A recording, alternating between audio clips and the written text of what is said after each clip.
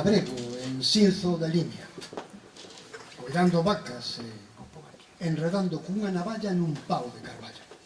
Así é como se recordaría el a ser mesmo, pasado o tempo. Logo foi mozo seminarista, como Díaz Castro, como Manuel María, porque na Galicia rural dos anos 50, para obter cultura e formación, casi que non había outra que ingresar nun seminario. Ali no seminario escribiu a primeira obra de teatro, en unha broma representouse, con 11 anos, e fundou un periódico, demostrando determinación e sentido de humor, porque é un lugar tan eclesiástico, titulou no O Averno. Logo foi universitario en Compostela, un universitario contestatario contra a falta de liberdades e tamén en defensa dunha lingua que mamara dende a infancia e que estaba prácticamente proscrita das aulas. Ali contactou cos vellos galeguistas Ramón Piñeiro e toda esa xente que convenceu-no de que pertenecía a unha cultura que precisaba ser defendida. O primeiro traballo tuvo perto de onde nós temos a nosa bufarda, ali en Cangas do Morrazo, profesor do instituto. Duroulle pouco, porque surdiu outro signo do seu carácter, a solidaridade.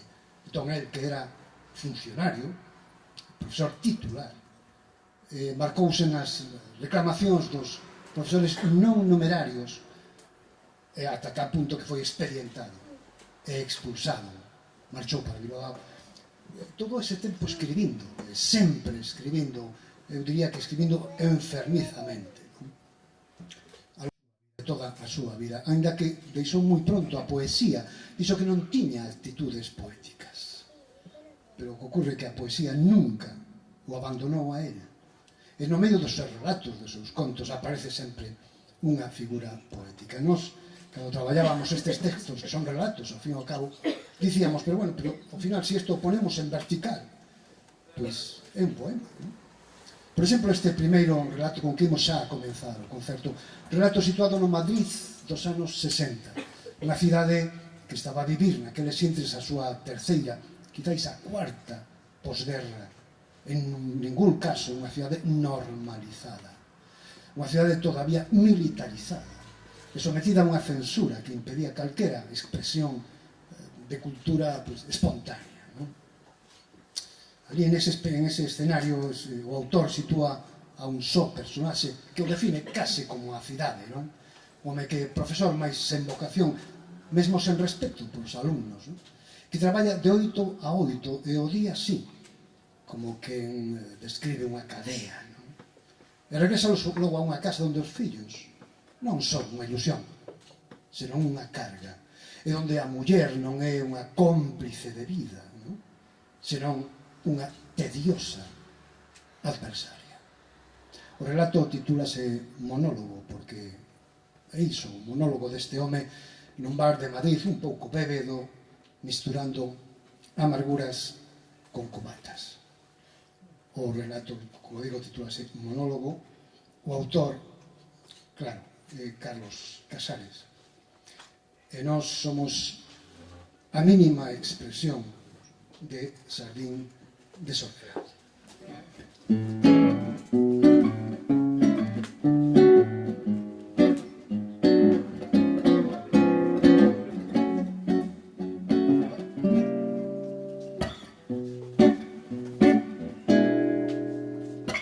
Se cabrea, que se cabrea min que aguanto e adeus. Se cabrea a beber, a cantar ou que nada de perros, nin de barullos, nin sequera me di borracho.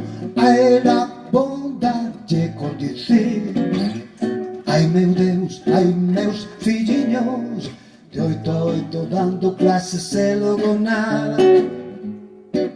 O menos me estou cansando de ter sentado no primeiro banco ese rapaz apalominado con cara de touciño. Me cago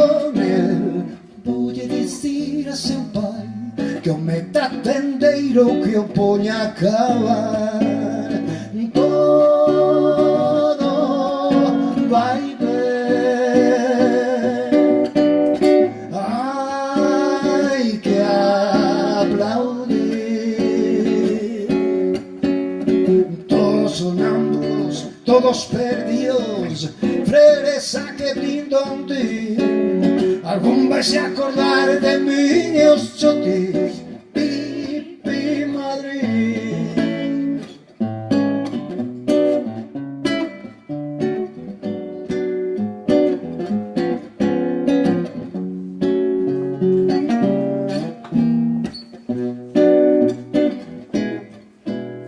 Se canto e bebo é a miña conta, que non lle pido a ninguén.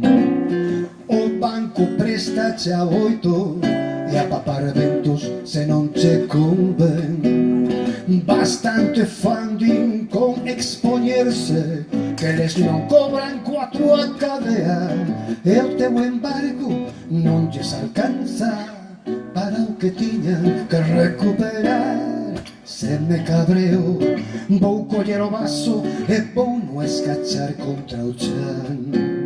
Xa veremos como me arraso co quinto fillo que está a chegar.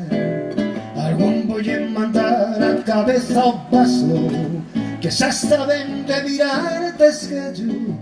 Ai, meus filliños ficarán parvos por falta de vitamina C. Todo vai ben. Hai que aplaudir. Todos sonámbulos, todos perdidos, freresa que din don din. Algún vais a acordar de mí e os chotis. Pipi Madrid. Gallegos e animales ou algo así, e un carteliño na estación de Madrid, que estou trompa ou que, se son de provincias que son cousas da fonética, ética, estética, dietética, cosmética. Ponme unha, dúas, tres.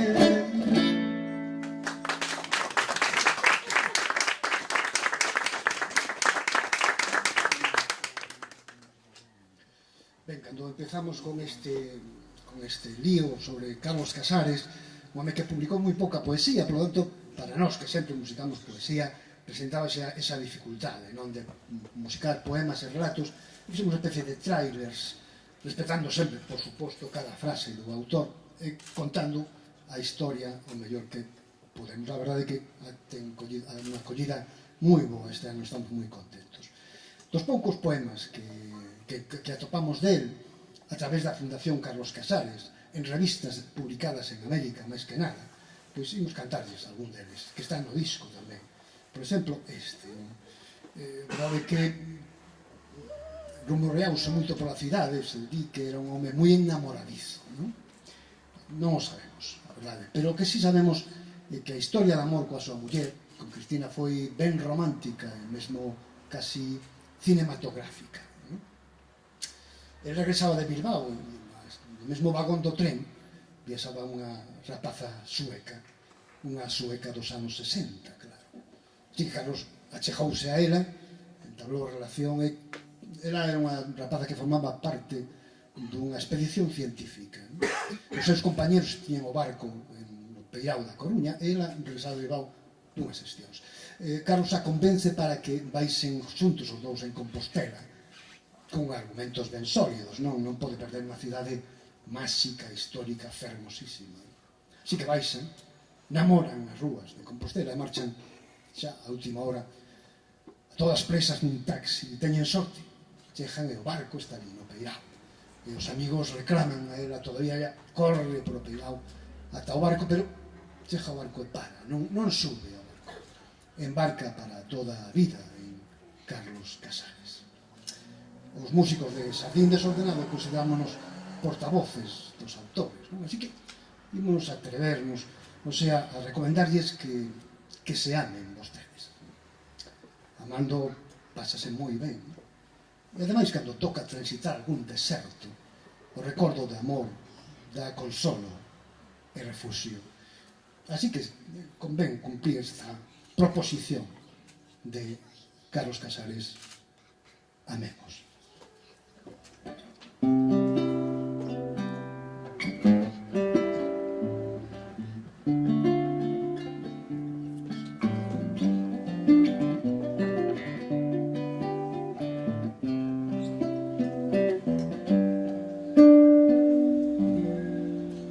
Amemos a rosa porque é breve e ao tempo porque fuxe non separa. Morran as verdades contra o vento e a noite sen recendo estragado das flores que chantamos para salvarnos. Amemos o tempo que dura de nós e nos leva, inda que o ceo está azul e non hai nubes. Sempre é cedo para o froito que agardamos e non chega. Amemos o tempo que dura de nós e nos leva.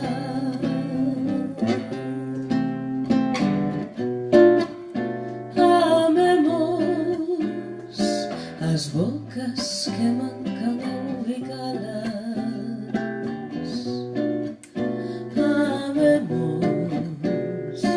Os pianos que medran e non tocan. Amemos as tardes fermosas que se acaban. Amemos nas esquinas e a beira das horas.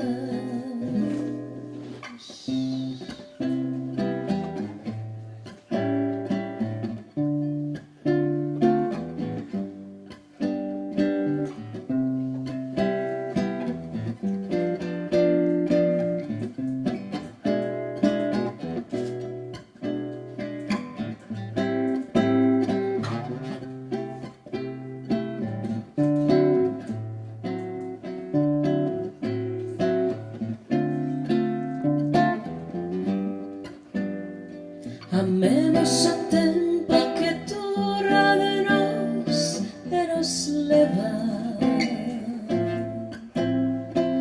Amemos inda que a esperanza torre cara abaixo. A vencellarnos sempre contra nuncas, campos sen aire e corazóns parados. Amemos o tempo que dura de nós e nos leva.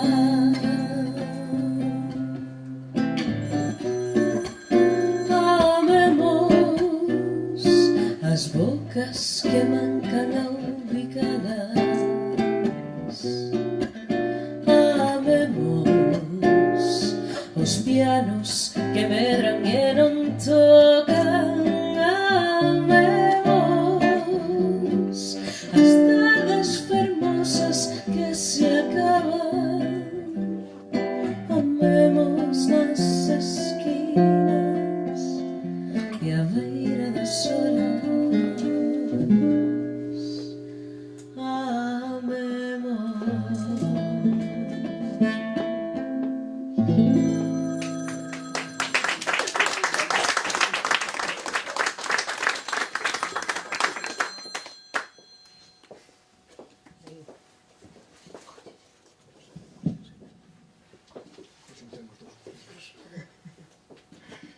Sí, unha das características da obra de Casares, prácticamente transversal a toda a súa obra, é o sentido do humor.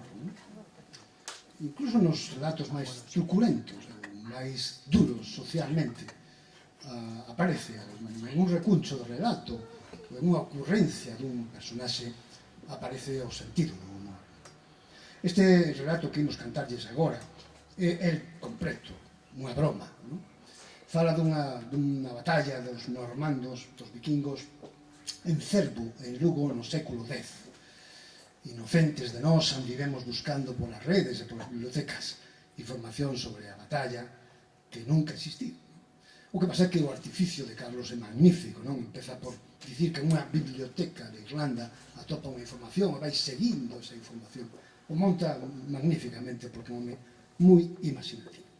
E aproveita para facer con este invento, aproveita para facer unha peculiar distinción entre o ben e o mal.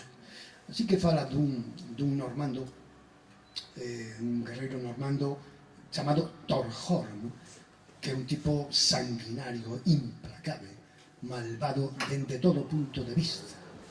E pola contra hai un compañeiro de Torhorn chamado Horn, que é un guerreiro, dende logo, non? Pero é relativamente compasivo, non? Cos seus inimigos. Así que na batalla compórtanse ben diferente. Tamén, cando están ante o verdugo, compórtanse diferente. E a sombra que deixan na parroquia cando desaparecen é tamén ben diferente, como van a comprobar.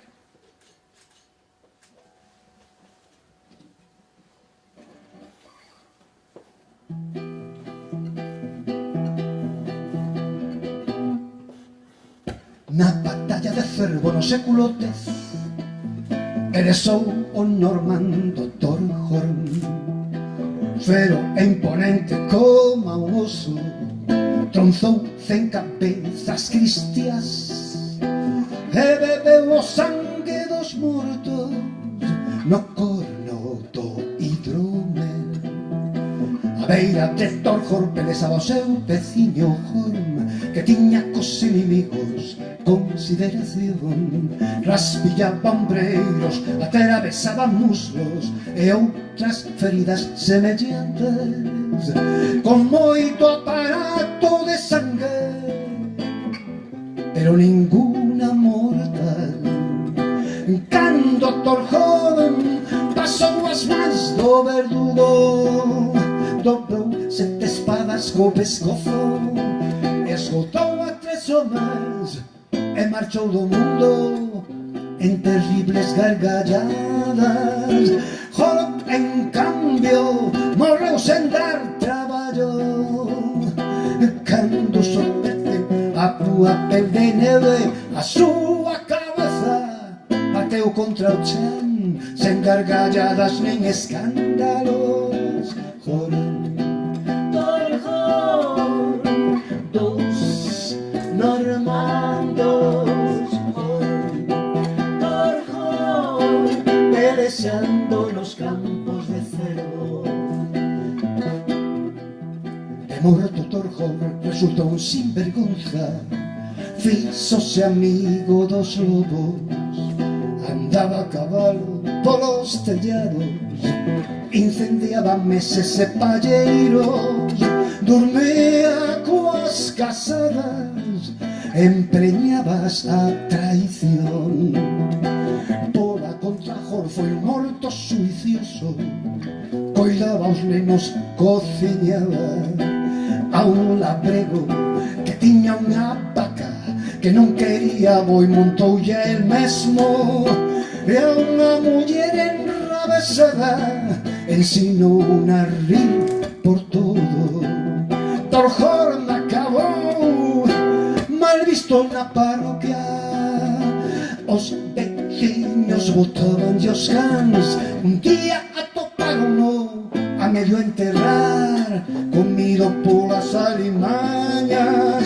En cambio os veciños miraban ben a Horn e choraron durante 30 anos. Deus noso Señor concedeulle vivir de novo nas terras do norte. Horn, Torhorn, dos normandos, Horn, Torhorn,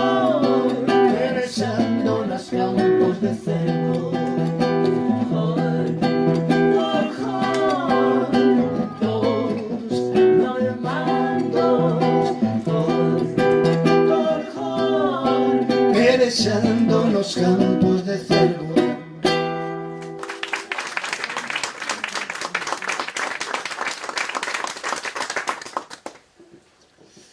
Ben, Carlos Casares está considerado unha figura do neorrealismo europeo da posguerra mundial, ¿no? A nivel europeo está considerado. Tamén influye en isto que viviu moito en Suecia por razóns da súa muller. Ali contactou coa intelectualidade sueca e iso deulle unha internacionalidade a súa obra que foi traducida por toda Europa, ¿no? Así que un home neorrealista, digo, un narrador do seu tempo, un cronista. Membrase tamén ten esta outra faceta imaginativa, ¿no? Isto vou a lelo porque escribiu Noé, ¿no? Di, sobre todo para Miguel, especialmente, yo leo, non? Di, o aporte da literatura imaginativa é humanizar unha sociedade que cada vez é máis escravizada.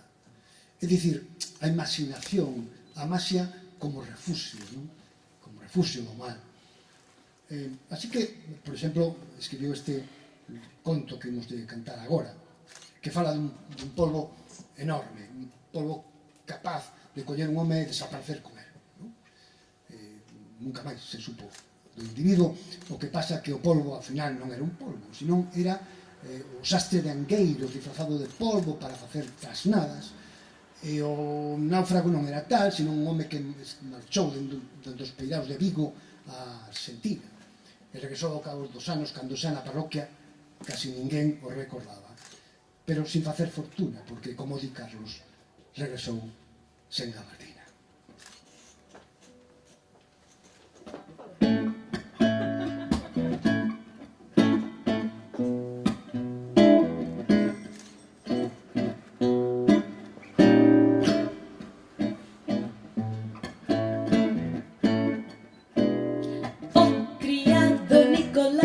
Levoume á illa e pescou o cuerpo un polvo enorme, máis grande cun can, máis cunha vaca e máis que 10 tentáculos como patas de un boi de arán, co pantalón e todo.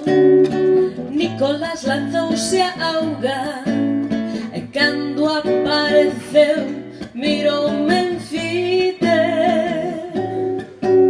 O polvo levaba o izado pola cintura como unha bandeira, meneando a man para decirme adeus.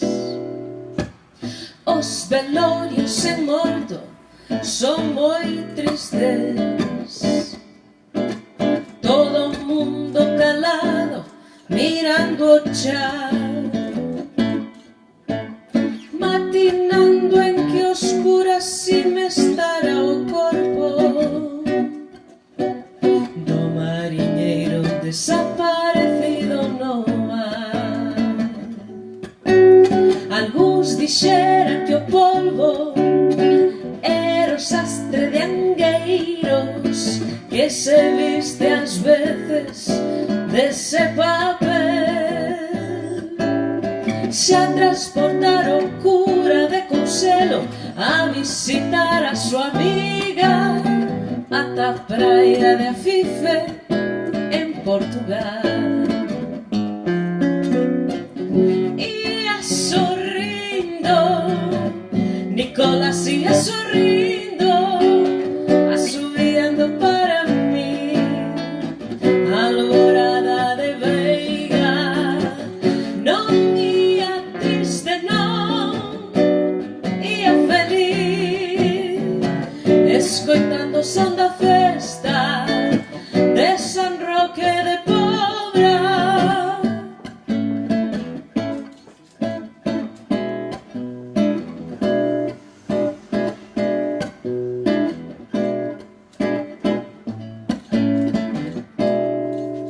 Dixeron que Nicolás fora co sastre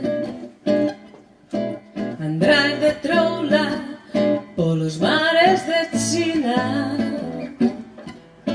facendo de polvo xigante, enganando os comerciantes que deixaron de rezarlle Aves Marías. Cando apenas o lembraban 5 velliños da aldea, Nicolás presentouse na vila,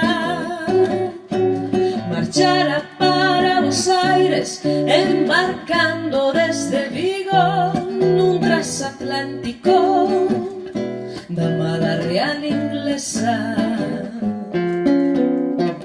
Ia sorrindo, Nicolás ia sorrindo, asubiando para mí, Alborada de Veiga. Non ia triste, non, ia feliz, escoitando o son da festa de San Roque de Pobra. Ia sorrindo, Nicolás ia sorrindo, tantos anos en Buenos Aires e volveuse en gabardina. Non ia triste, non, ia feliz, porque era festa do regreso, regalaronlle unha.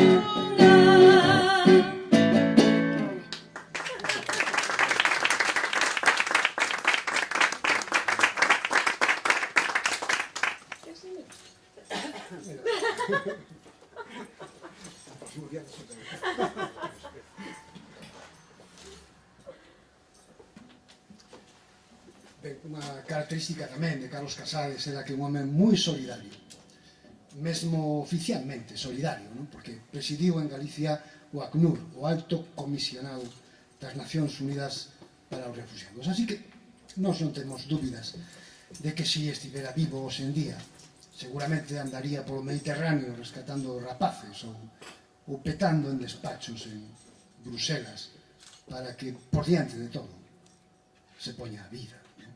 Algo que parece elemental e parece tamén moi difícil de conseguir. Esta solidaridade, esta necesidade de transmitir a solidaridade, ao final a defensa do diferente, non? Do que ten unha pel diferente da nosa, que fala outra lingua, que cree noutro Deus, que organiza a familia de forma diferente. A defensa diso, pois volcou en un relato moi didáctico para os rapaces. Afortunadamente andivo este ano este relato, este conto por todos os colexios e por os institutos, modestamente en algún caso na nosa versión, pero en outras moitas que se fixeron moi brillantes, porque o relato o é. Fala dunha galiña azul que precisamente por ser azul é perseguida polas autoridades, non por ningún outro motivo, senón por o feito de ser diferente. As autoridades dalle medo iso e pretenden eliminala. Por o contrario, o povo ponse de parte da galiña e pintan, toda a xente do povo pinta todas as galiñas de azul para que a autoridade non poda capturar a esa que quere matar.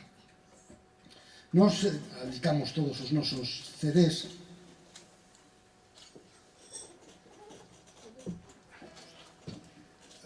aos comanches.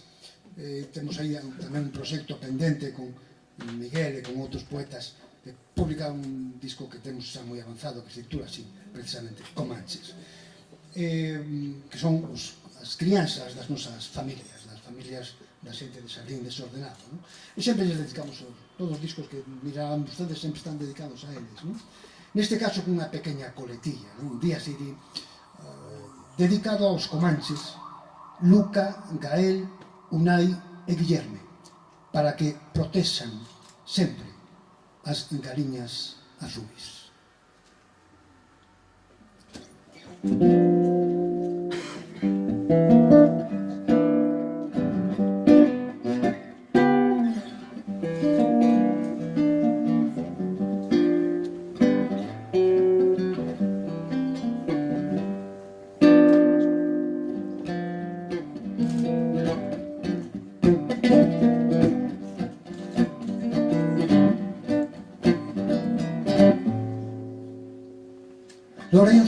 unha galiña azul con 5 plumas rosas. Xa puso 2 ovos marelos, 3 verde mar e un rosa. Non di cacaracá, senón que di cocorocó.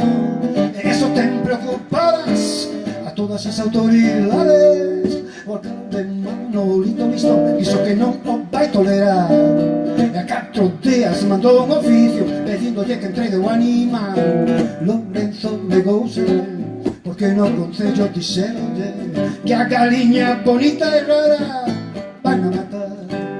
O cacho que o povo anda todo alborotado e o pobre Lorenzo non levanta a cabeza. Antes paseaba tan contento coa galiña pola rúa e agora ten agocheada na casa disfrazada de branco. Unha tarde chegaron os cartos en busca da galiña azul. A xente congregouse na casa de Lorenzo. Eu tamén fui. Alguén discurriu para lanzar as cousas. Ten que ir azul todas as galiñas do povo con 5 plumas rosas. Cando chegaron os garras non distinguiron a galiña que buscaban. Só volcouse un veciño que apareceu cunha galiña rosa. Un garda botoulle a man, pero el refuxouse nos bares dicindo a berros: para justos fixeronse as cores. Di Manolito listón, que isto se arrasa no inverno, porque coa chuvia as galiñas van perder o tinte. Pero por agora vai moito calor e temos sobra por diante, para que a galiña de Lorenzo aprenda a dicir cacaracá, non cocoroco, non cocoroco, non cocoroco, non cocoroco.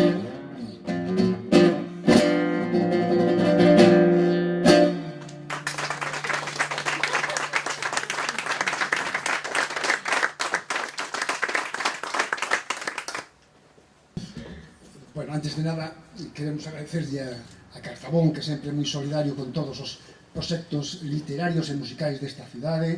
Fan un enorme esforzo e hoxe incluso ten con nos a deferencia de permitirnos hacer aquí prácticamente de manteros, non? Así que moi agradecidos, de verdade, non? Tamén quero presentar a banda. Salí de sonar unha banda de 5 músicos e os terminamos pronto de presentar. Esta muller é unha magnífica cantante portuguesa, ten unha altísima formación en música clásica e fadista tamén. Estudiou na Escola de Jazz de Oporto. Marlene Rodríguez.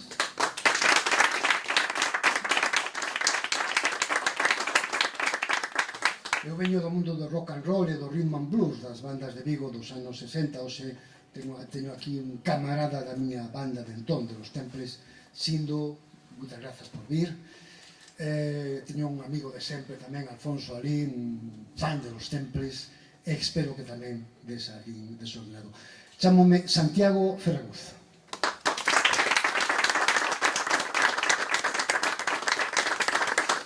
E ainda que vimos no formato máis minimalista posible, nunca viaxamos sin a nosa road manager, Maya Costas.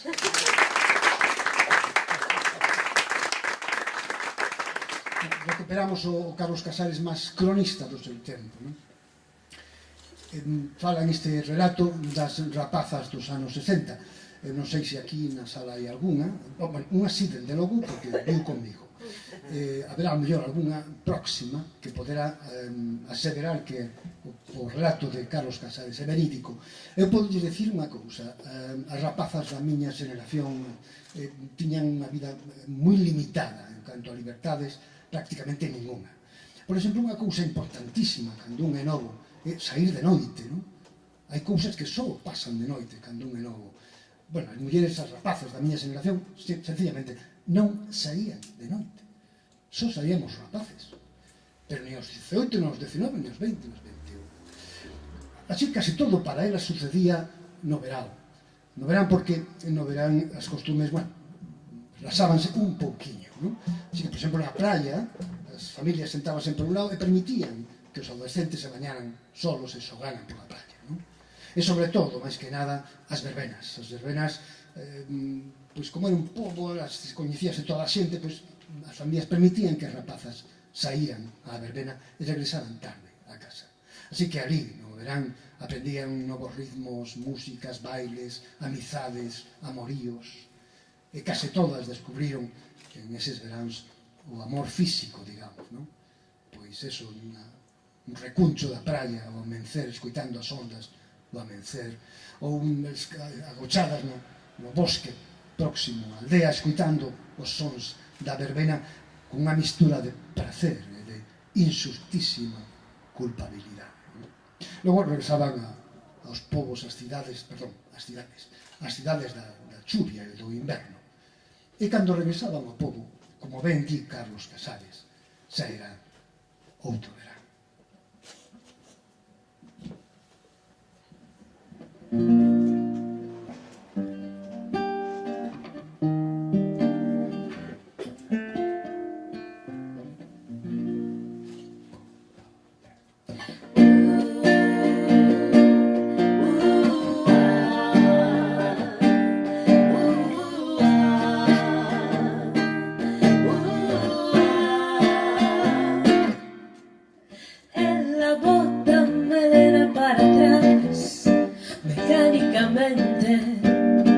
Porque na praia un rapaz dille estás moi guapa e sente como se encheran de area por dentro e o rapaz collelle a man e bícanse ou solo se emborracha. O rapaz fala pero ela non quere saber nada, só quere soñar xunto a él na Illa de Prata, bailando cos pés metidos na onda, bailando coas caras ben xuntiñas, subindo aquel monte de lume, subindo entre brasas ata que as forzas se desfagan en luces de cores nas súas caras.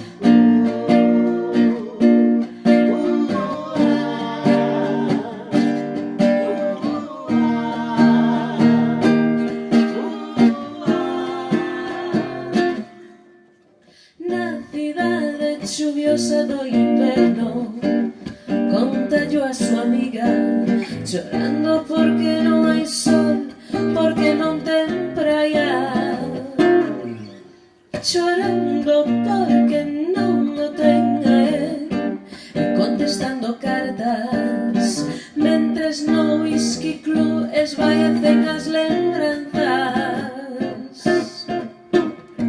dicindolle a outros rapaces a min gustanme de 25, pero el só tiña 17, que parva.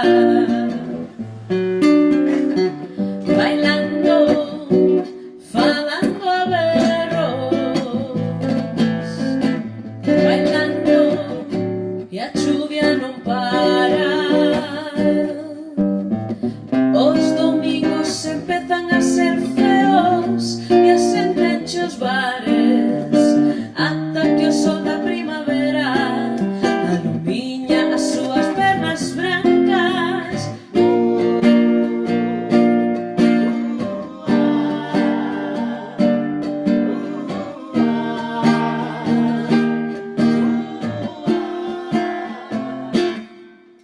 Sai o baile outro verán,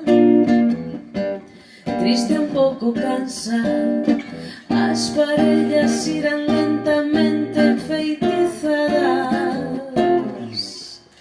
Ela mira entre todos sen cesar, con débil esperanza, non a tardar moito en saber que ali non atopara nada. A orquestra cambia o ritmo e xa non se escoita a praia. Achégase un rapaz e ela érguese sen dicir nada, bailando días forasteira.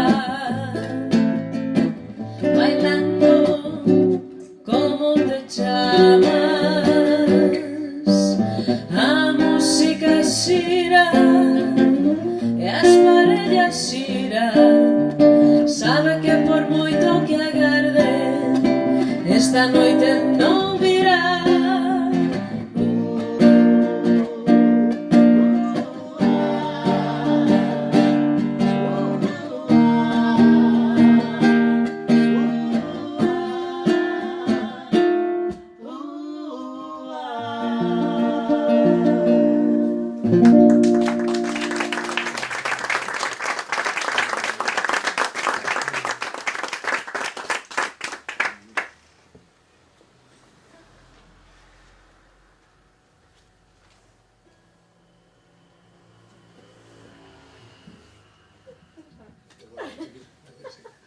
Sí, imos cantar agora un poema de Carlos Casares, que é un himno á Rosalía, non? E, por lo tanto, a lingua galega. Como calquera intelectual que escriba en galego, que cree en galego, ten que estar preocupado sempre, permanentemente, pola presenza, xa non digo o risco de desaparición, que prácticamente, eso sí que é imposible, non? Pero a presenza, a importancia do galego na sociedade ten que estar preocupado sempre, non? Con distintas perspectivas, ás veces contradictorias, non? Pero sempre empurrando todo o mundo pola difusión do galego, non? Ele era incluso moi pesimista, casi todo o que limos dele en este sentido era altamente pesimista, por iso sorprendemos este poema, que non, el dicía que quería ver o galego como unha peza dun mosaico de linguas europeas. Non quería relacionarlo con castelán nin para ben nin para mal, non? El quería ver o galego, dicía que en Europa hai 96 linguas e dialectos, e quería que o galego tivera un sitio en ese mosaico, unha peza dese mosaico coa súa historia, coas súas palabras únicas, coa súa literatura magnífica, non? Como lles dicía, era un pouco moi pesimista. Sin embargo, en este poema é todo o contrario, o cal me parece moi ben, non? É moi bonito, yo resumo a vostedes, ven dicindo que o galego ten futuro, e para reafirmalo vai nomeando unha serie de autores que cada un por si mesmo xa justificarían a existencia dunha lingua. Titúlase así, Verbas de Esperanza para Rosalía.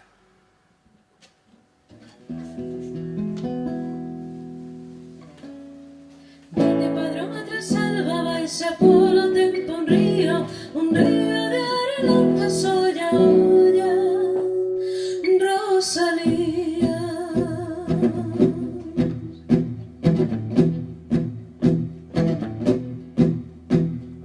Olla, Rosalía, este novo abrente de esperanza acabouse o pranto xa para sempre, ende xa máis voltaremos ás trasvaguas, porque tempo de seguir, Rosalía, porque tempo de seguir, Rosalía. E aquí estamos ergueitos ao pé da túa lembranza, ollando o triunfo que se albisca sobre as torres de Compostela Santa. Isto é o froito da túa sementeira, Rosalía. Isto é a Galicia da esperanza.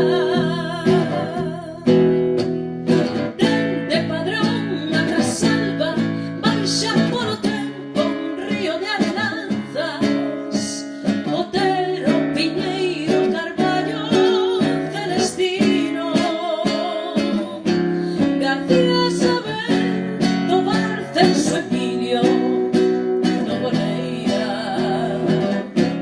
indadas voces soltas que se achegan de cacida que se ventaras na terra longa da nosa Galicia sulagada. Dende Padrón a Trasalba baixa polo tempo un río de arelanzas.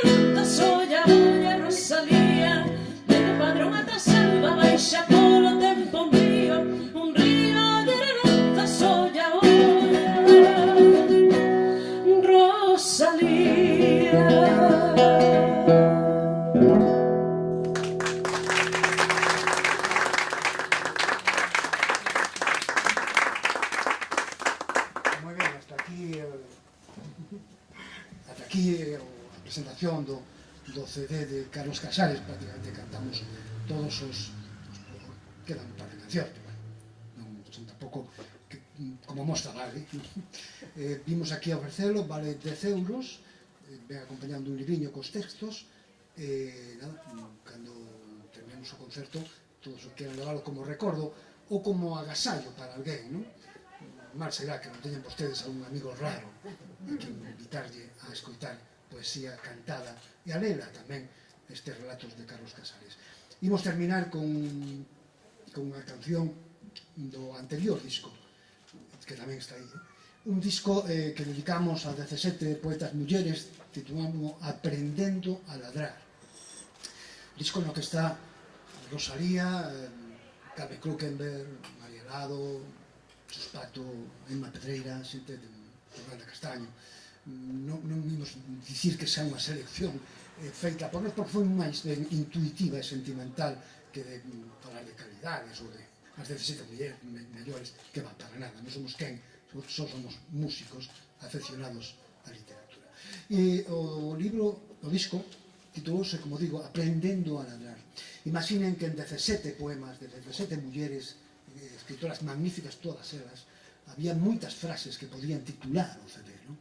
Elegimos esta porque o poema é magnífico, sí, pero sobre todo porque representa un momento esencial da nosa sociedade, cando as mulleres que viñan herdando unhas de outras traballos ou na casa ou de pouca relevancia social, que sei, corte, confección e peluquería eran un pouco o teito, non? Traballos dignísimos, dende logo, pero que eran o teito, non? E de pronto unhas mulleres que viñan herdando esos traballos viron claro que non, e dixeron que as súas fillas tiñan que ter as mesmas oportunidades que os seus fillos. Iso, créanme, non foi doado nin socialmente nin familiarmente, pero foi importantísimo a nivel social e para a muller, non? Ese movimento. Como Marlene Rodríguez canta moi bonito, non quería eu que unha frase do disco, da canción, marchara por aí no canto, non? Lle di Olga a súa nai, non? E di... Porque, claro, Olga vai misturando as enfermidades da súa nai, adquiridas ao longo dun traballo duro, non? Dunha vida de traballo duro, coas coñecementos culturais da propia Olga, non? Que son moitos, porque é unha muller moi culta. E lle di, a súa nai, lle di, eu podería lamberche as cicatrices das mans ata que deran luz.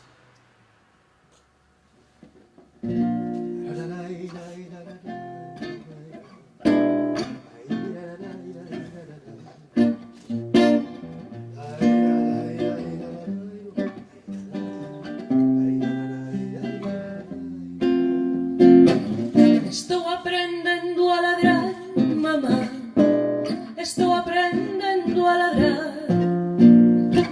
Abríndome a queixa de ataque a fendo e digo, salaro como a un can, como a Camille Claudel, mamá, como a Camille no Mármore, como a Walt Whitman, Walter Benjamin e Boudica ti. Para poder ladrar eu tería que rillar as túas alerxias e a tua anemia circulando en sentido inverso polas arterias.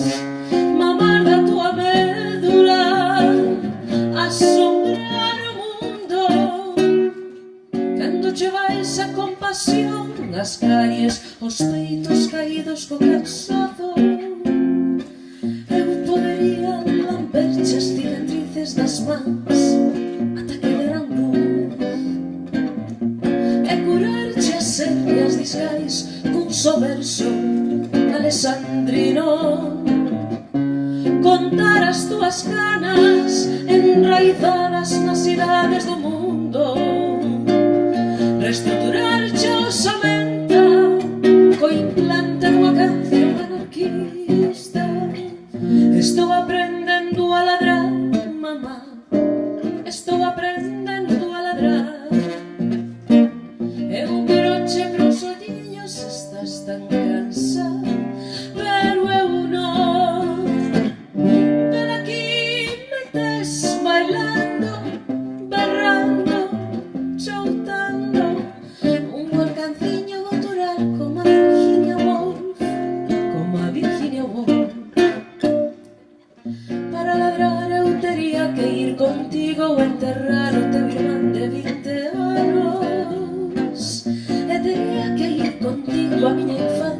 e verme morrer case deshidratada, e pregarlle a Virxen na que non crees que me devolver a vida, e soldarme no teu colo para sempre como a peza de ferro do teu ventre.